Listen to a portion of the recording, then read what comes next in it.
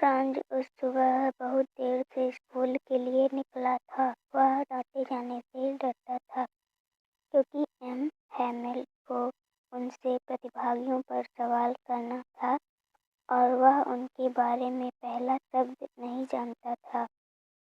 उसने भागने और दरवाजे के बाहर दिन बिताने के बारे में सोचा।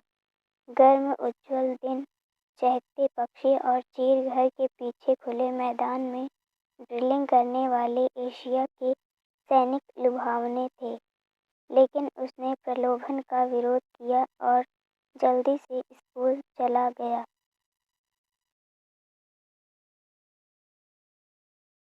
टाउन हॉल के पास बुलेटिन बोर्ड के सामने भीड़ थी। वॉचर लोहार ने फ्रेंच को इतनी जल्दी नहीं जाने के लिए कहा। उसने लड़के को आश्वासन दिया कि वह बहुत समय में अपने स्कूल पहुंच जाएगा।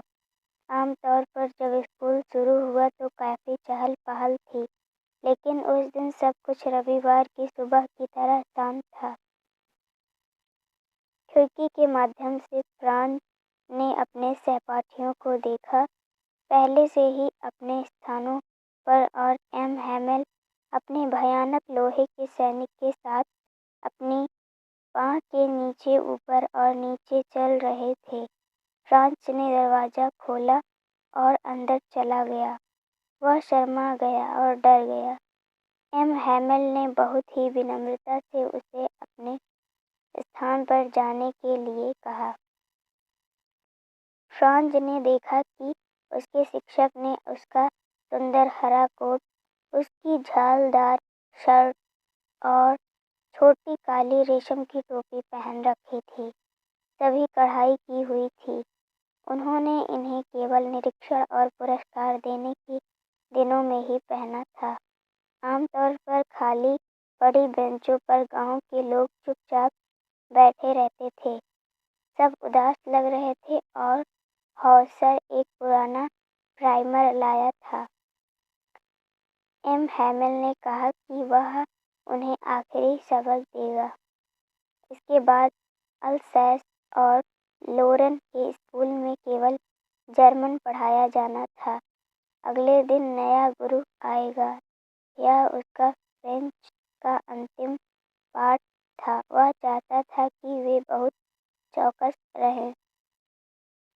फ्रांज को इस बात का अफसोस हुआ कि उसने अपना सबक ठीक से नहीं सीखा। यह विचार कि एम. हैमेल दूर जा रहे थे ने कथाकार को अपने शासकों के बारे में सब कुछ भुला दिया और वह कितना पागल था। अब फ्रांज समझ गया कि एम. हैमेल ने रविवार के दिन अपने अच्छे कपड़े क्यों पहने थे और गांव के बूढ़े लोग वहां क्यों बैठे थे।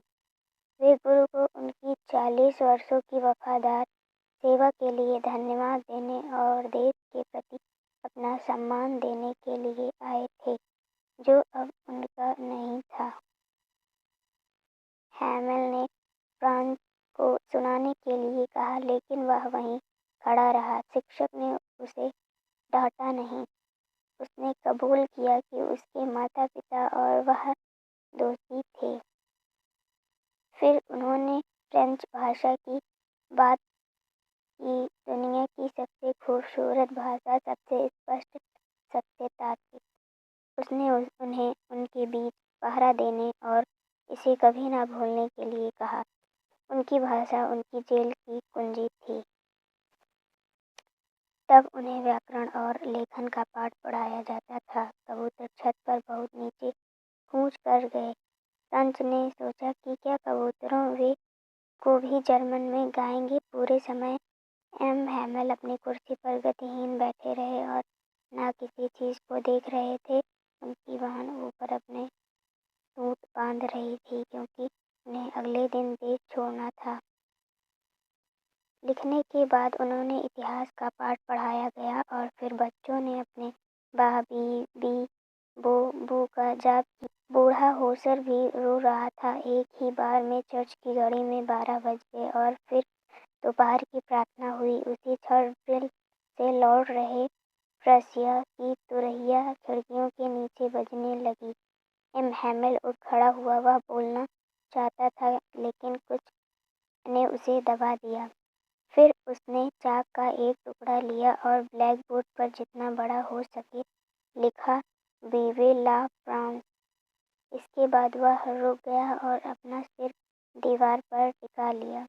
एक ही शब्द के बिना उसने अपने हाथ से इशारा किया कि स्कूल को बर्खास्त कर दिया गया